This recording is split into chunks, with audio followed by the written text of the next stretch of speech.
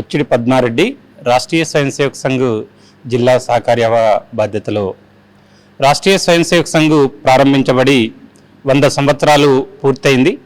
1925లో స్థాపించబడ్డ రాష్ట్రీయ స్వయం సేవక్ సంఘ్ మరి ఈ 2025 విజయదశమితో ప్రారంభించబడి 2026 విజయదశమి వరకు రకరకాల వ్యక్తుల్ని ఈరోజు సమాజంలో స్పృశించడం జరిగింది.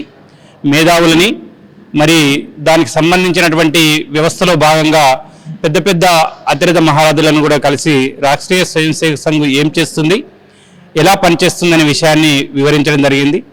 మరి మేధావులతో పాటు విద్యార్థులు కూడా ఈ దేశానికి వెన్నెముక కాబట్టి స్వామి వివేకానంద అన్నట్టు దేశభక్తి గల యువకులను తయారు చేయడం కోసమే రాష్ట్రీయ స్వయం సేవక్ సంఘ్ పనిచేస్తుంది. 2 అంశాలపైన రాష్ట్రీయ స్వయం సంఘ్ పనిచేస్తుంది.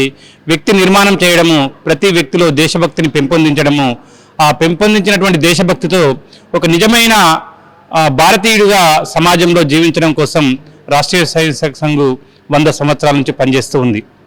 దానిలో భాగంగానే చివరి కార్యక్రమంగా యువ సమ్మేళనం అంటే 18 సంవత్సరాల నుండి 30 సంవత్సరాల మధ్య ఉన్నటువంటి యువకులు, మేధావులైనటువంటి యువకుల్ని వాళ్ళందరినీ స్పృశించి సంఘం యొక్క ఆశయం ఏంటంటే సర్వపరిచి సర్వవ్యాపి అనే 2 నినాదాల మీద అందరినీ కలవాలి, అందరినీ కలుపుకపోతూ ఈ సమాజాన్ని ముందుకు తీసుకుపోయే బాధ్యతలో రాష్ట్రీయ స్వయం సేవక్ సంఘ్ ఉంది.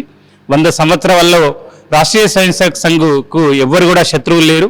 ఎందుకంటే రాష్ట్రీయ స్వయం సంఘ్ దేశంలో ఉన్న ప్రతి పౌరుణ్ణి కలిపే ప్రయత్నం చేస్తుంది. ఈరోజు రాష్ట్రీయ స్వయం సేవక్ సంఘ్ను విమర్శించే వాళ్ళు కూడా మరి చాలామంది సంఘం చేసినటువంటి సేవలు కానీ, సంఘం చేసినటువంటి ధైర్య సాహసాలకు ఒడిగట్టి రకరకాల విభాగాల్లో చేస్తున్న సేవలకు గుర్తింపుగా వీళ్ళు అందరూ కూడా రాష్ట్రీయ స్వయం సేవక్ సంఘ్ను ఆరాధిస్తున్నారు. కాబట్టి యువతరానికి రాష్ట్రీయ స్వయం సేవక్ సంఘ్ తరపున ఒక విజ్ఞప్తి చేస్తున్నాం. మనందరం కూడా ఇలా ప్రపంచమంతా భారతదేశం వైపు చూస్తుందంటే 40 సంవత్సరాల వయసు లోపల ఉన్నటువంటి యువకులందరూ 60% ఉన్నందుకు భారతదేశం గర్విస్తుంది. యువకులు అనుకుంటే ఏ కార్యక్రమం అయినా దిగ్విజయం చేయగలరు. కాబట్టి యువకులందరూ కష్టపడి ఈ దేశ ఔన్నత్యానికి, ఈ దేశాన్ని పరమవైభవ స్థితికి తీసుకురావడానికి సమస్యలు ఎవరైనా సృష్టించవచ్చు, సమాధానం చెప్పే ఏకైక సంస్థ రాష్ట్రీయ స్వయం సేవక్ సంఘ్. కాబట్టి ఈ సంఘంలో పనిచేద్దాం. మరి అందరూ యువకులందరూ నిష్ఠగా ఉండి దేశభక్తిని ప్రకటించుకుందాం. భారత్ మాతాకి జై.